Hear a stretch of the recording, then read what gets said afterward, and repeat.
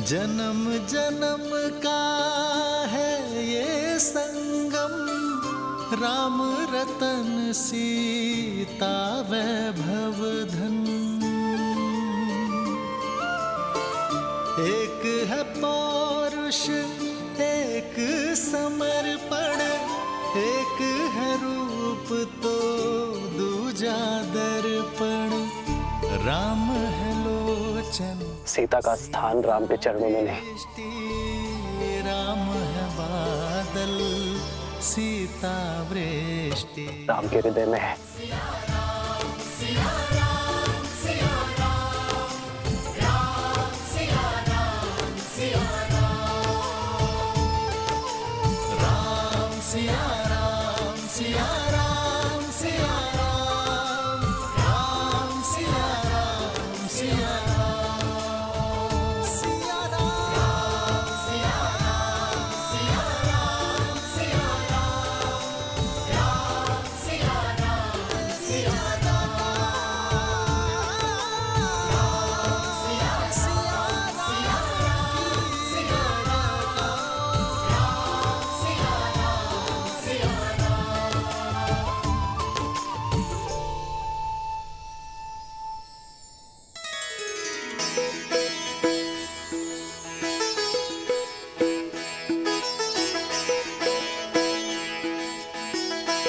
प्रभु, आपका ये अलौकिक मिलन अयोध्या पे छाए दुख के हर बादल को हटा देगा, नगर भर के मन में खुशियों का संचार कर देगा। प्रभु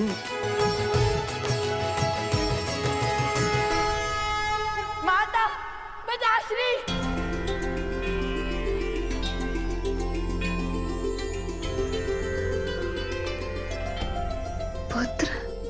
पुत्र माता, वो समय हम लाएंगे जब प्रभु श्री राम और माता सीता फिर से एक होंगे। क्षितिज, हम करेंगे रामायण संपूर्ण। जो नदी के तट को मिलाते से तू जन्म बात पिता मिलन के हेतु, रामचंद्र सिया विरह घटाने प्रकटे नव कुश रूप सुहाने। आज हमारा संकल्प पूर्ण हुआ। सिया राम के वियोग का अंत हुआ। सिया राम, सिया राम, सिया राम। अब आप दोनों कभी पृथक नहीं होंगे।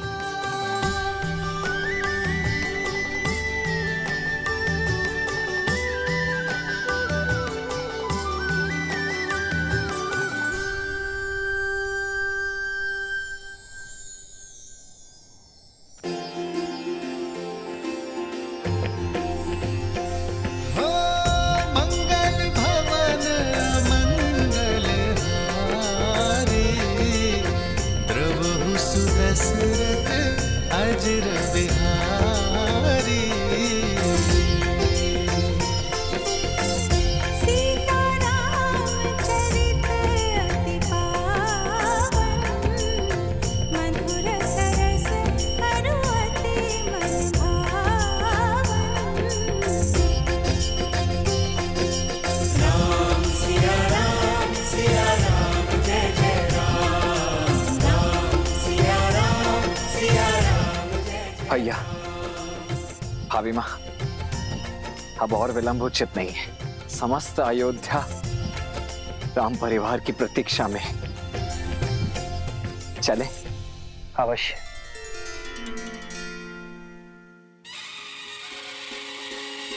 नहीं और भाई सूरज जागा पाए अमृत ये मन प्यासा, पतझड़ बीता मधुरत आई, बंदे जैसे सुध पाई।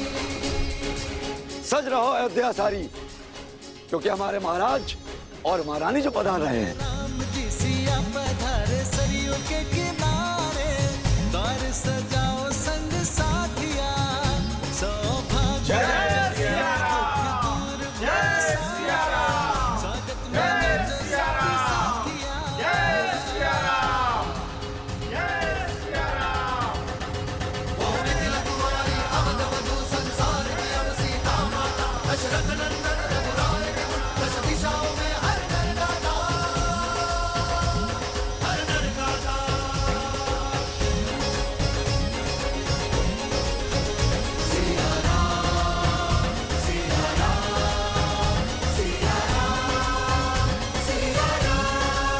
हमें क्षमा कर दीजिए महारानी सीता, हमें क्षमा कर दीजिए। हमारे कारण आपको वियोग का घोर दंश झेलना पड़ा, इतने संकट उठाने पड़े। हमें क्षमा कर दीजिए महारानी सीता। महारानी हमें क्षमा कर दीजिए। हमें क्षमा कर दीजिए महारानी, हमें क्षमा कर दीजिए महारानी। रथ रोको सारथी।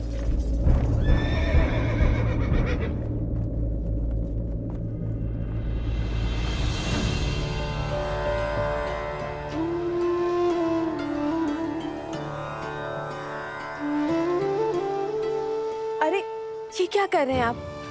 इसकी कोई आवश्यकता नहीं है, उठिए। आवश्यकता है देवी सीता, आवश्यकता है। मैंने जो अपराध किया है वो तो दंड के योग्य है, फिर भी साहस जुटाकर मैं आपके चरणों में स्थान पाने चला आया। मुझे क्षमा कर दीजिए, मुझे क्षमा कर दीजिए देवी सीता, मुझे क्षमा कर दीजिए।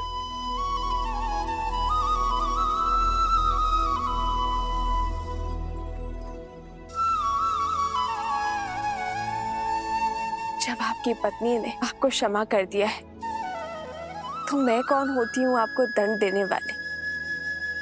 इसे एक बुरा स्वप्न समझकर भूल जाइए और राम राज्य की परिकल्पना को साकार करने में जुट जाइए। शुभ घड़ी है, चलिए अपने आंसू पोंछिए और आप भी।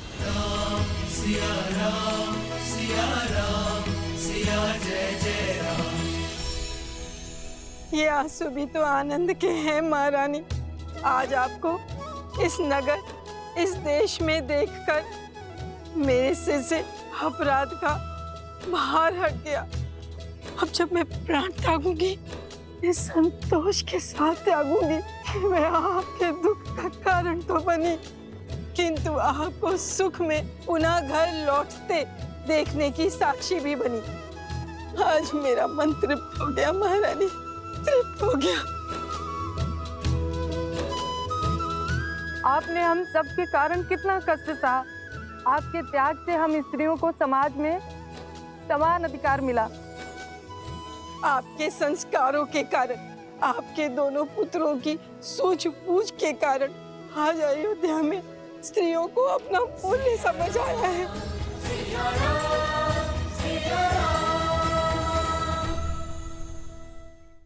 आशा है संसार इस सीख को स्मरण रखेगा। जब जब स्त्री पुरुषों के कंधे से कंधा मिलाकर चलेगी, तब तब समाज उन्नति की ओर अग्रसर होगा। और जब जब पुरुष स्त्री के कंधों पर पांव रखकर उनका दमन करेगा, तब तब उन्नति की गति रुकेगी। एक योग्य बालक अपने परिवार को आगे लेकर जाता है, किंतु एक योग्य बालिका पूरे समाज को आगे लेकर जाती है। और ये सब नारियों के प्रयासों के कारण ही संभव हो सकता है। ये जो संस्कार आपने पाए, इस सीख को अपनी आने वाली पीढ़ियों को अवश्य देना। जय सिया राम। जय सिया राम, जय सिया राम, जय सिया राम। कब तक यही मानव और देवताओं के पैरों तले छुपकर बैठे रहोगे? अपना तप तोड़ो पिंगलाक्ष, अग्निदेव का दिया हुआ वरदान का प्रयोग करो, अपने कुल की लाज बचाओ। मेरे तप की समय अवधि आप कैसे तय कर सकती हैं? मेरा तप तब तक समाप्त नहीं होगा जब तक तुम्हें अपनी दादी और पिता के वध का प्रतिशोध लेने का अवसर नहीं मिल जाता। हाँ, यही मेरे जीवन का एकमात्र उद्देश्य है। तो उठो, मैं तुम्हें उसी उद्देश्य की ओर अग्रसर करने आई हूं। तुम्हारी दादी ताड़का और तुम्हारे पिता सुबाहु को मारने वाले उस राम से प्रतिशोध दिलवाने आई हूं।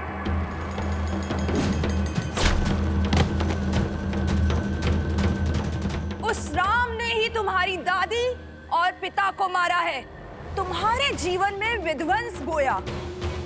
अब मैं तुम्हें प्रतिशोध लेने का अवसर देती हूँ। उसके पुत्रों को मारने का मार्ग बताती हूँ।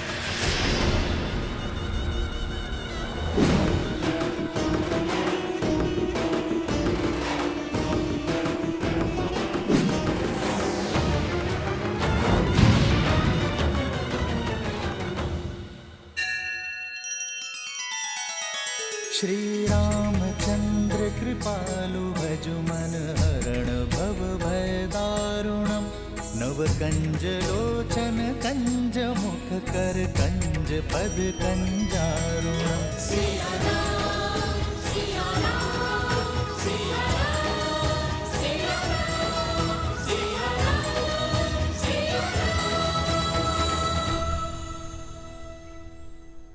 पुत्र राम, अयोध्या की इस पीढ़ी और इसके बाद की पीढ़ी दोनों की एक ही मंशा है, सिया राम के पुनर्मिलन का महोत्सव। इनकी ये इच्छा पूर्ण करोगे ना? हाँ हाँ, महोत्सव तो होना ही चाहिए। अवश्य होना चाहिए। अवश्य होना चाहिए। अवश्य होना चाहिए।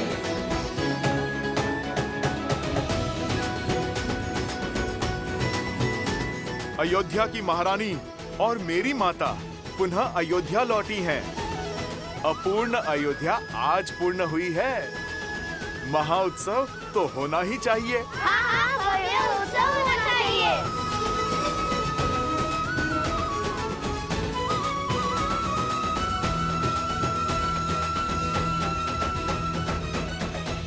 उत्सव होगा पुत्रों, अवश्य होगा।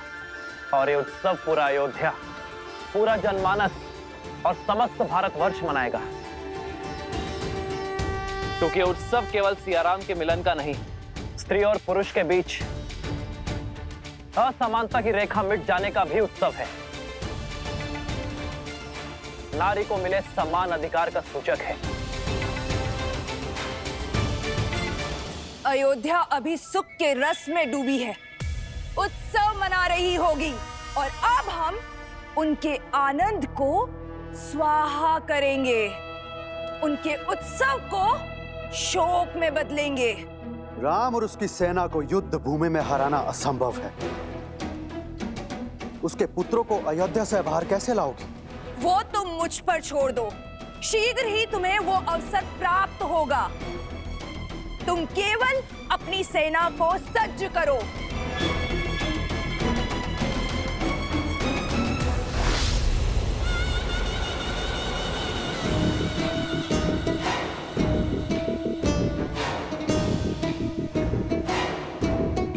जो अपने कुल का नाश होने का कारण बनी हो, उस पर विश्वास करना सरल नहीं।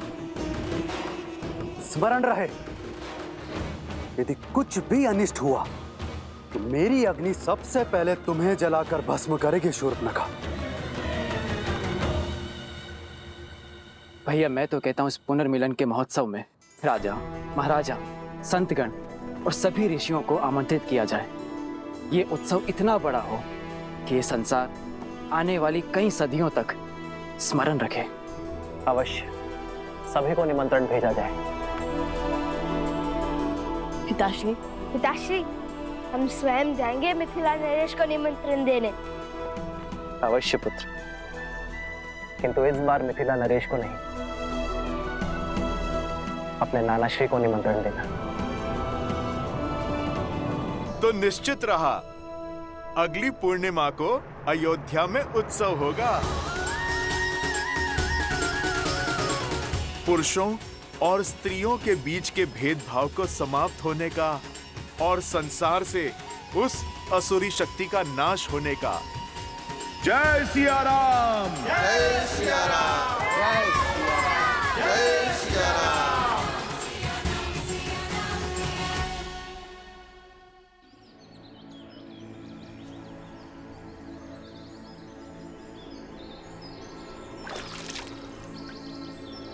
पिताश्री,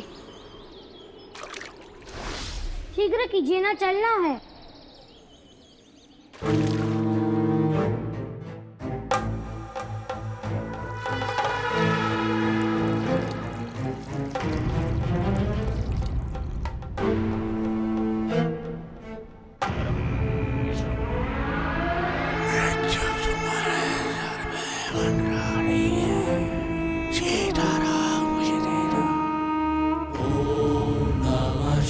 शिवाय ओम नमः शिवाय नमः शिवाय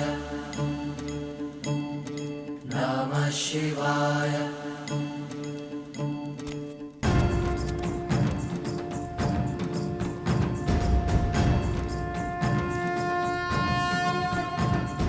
मिथिला जाने को सच हो गए दोनों। ओम नमः शिवाय। मैंने, तुम बोलो।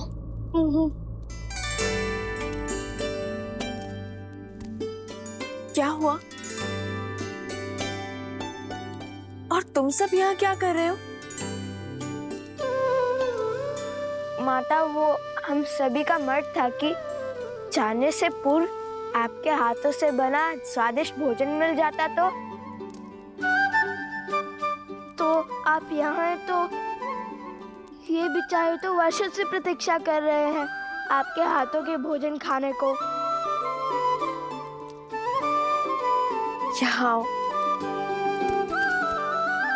गुरुवर वशिष्ठ का आदेश है कि शुक्ल पक्ष के शुभ दिन पर ही मैं और तुम्हारे पिताश्री अयोध्या के सिंहासन पर विराजमान हो। तब तक मैं वहां नहीं जा सकती, यहीं रहूंगी। दृष्टि का आनंद लेने के स्थान पर आप पुनः वनवासिनी बन गई।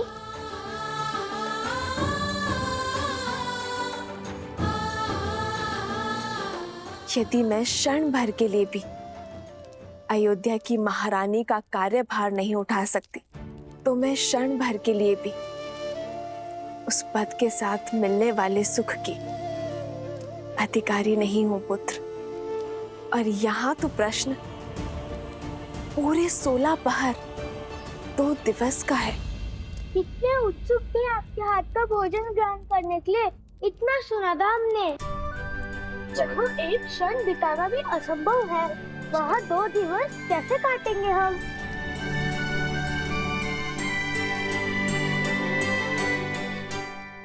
मैं बताता हूँ।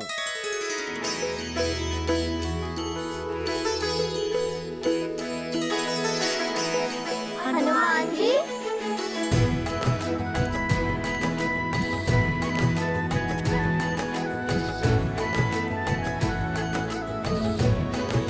इस दुविधा को सुलझाने का मार्ग है मेरे पास।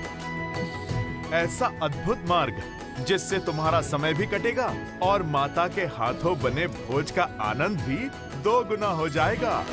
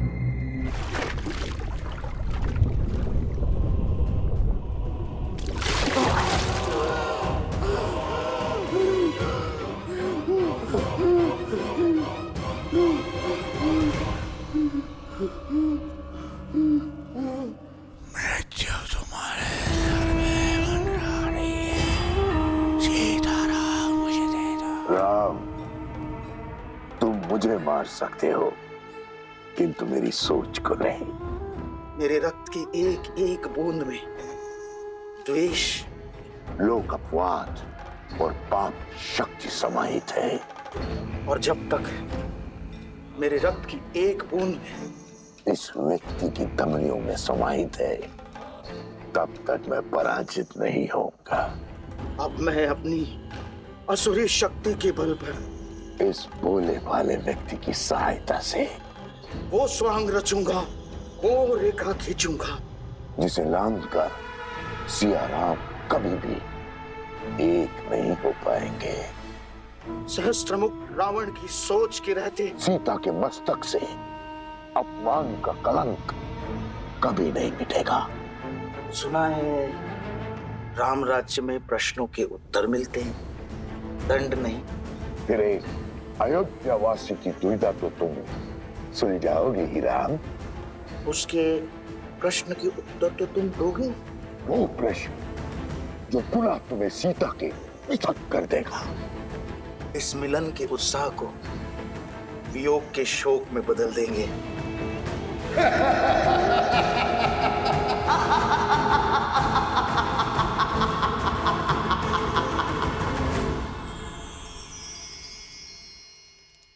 ये देखो बालकों, एक नहीं दो उपाय हैं। पहला उपाय ये है, तुम सब लवकुश के साथ मिथिला चले जाओ। मिथिला? और दूसरा ये जो मैंने माता सीता से ही सीखा है। सब लो।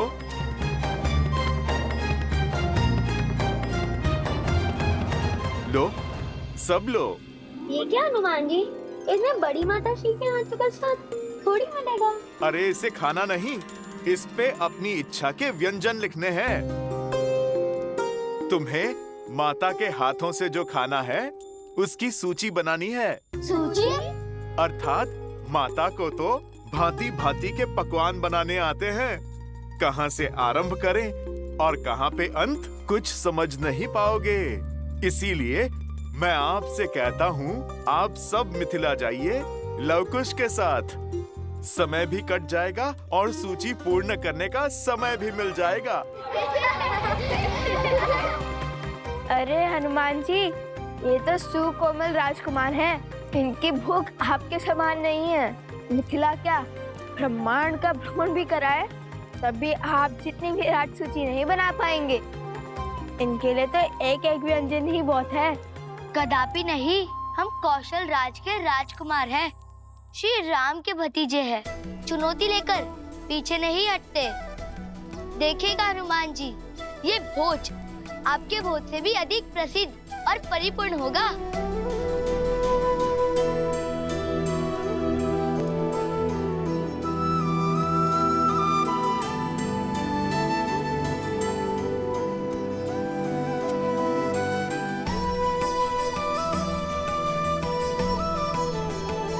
आयुष्मान भव। अपने नाना श्री को मेरा नमन कहना।